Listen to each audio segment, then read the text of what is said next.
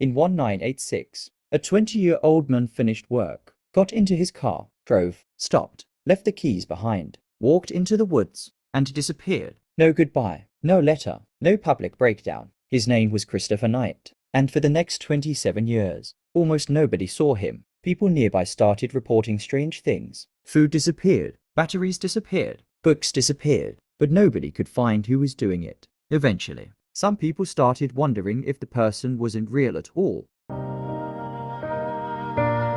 Christopher wasn't known for dramatic behavior. He had worked, finished school, looked ordinary. Nothing in his life suggested this, which created the question, why would someone leave society completely? Years passed, no calls, no public appearance, nothing. Meanwhile, cabin owners in the area kept reporting small thefts. Never chaos, just survival items, food, flashlights, propane, books, enough to stay alive. The strange thing, he didn't go deep into untouched wilderness. He stayed surprisingly close to people, near seasonal cabins, near roads, close enough to survive, far enough to remain invisible. He built a hidden camp, no electricity, no normal shelter, no conversations. Years passed, then more years. The world changed. Christopher stayed. People began creating stories. Maybe there were multiple thieves. Maybe someone lived off grid. Maybe nobody existed at all, because nobody could explain how one person could avoid being seen. Then investigators started noticing patterns.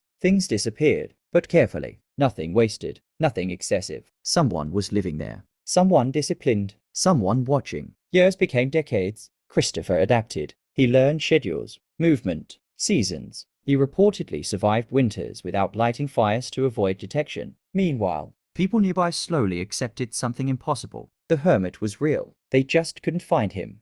Then in 2013, it ended. Christopher was caught while stealing supplies from a camp. For the first time, people finally saw him. Not a wild man, not a legend, just an ordinary person. Older, quiet, thin. When people asked why, they expected trauma or philosophy. Instead, his explanation felt strangely simple. He wanted to be alone. Journalist Michael Finkel later interviewed him and described someone who didn't leave with a grand plan. Christopher said solitude gave him a feeling of freedom and contentment, even though life was difficult. That surprised people, because most expected nobody could choose that life. Christopher seemed to say he did. Solitary figure sitting quietly in forest clearing. Close emotional portrait showing silence instead of fear. Maybe the mystery was never, how did he survive? Maybe it was, how long can someone live near people without feeling part of the world? Christopher returned, but the question stayed, because somewhere, there are probably people who haven't disappeared physically,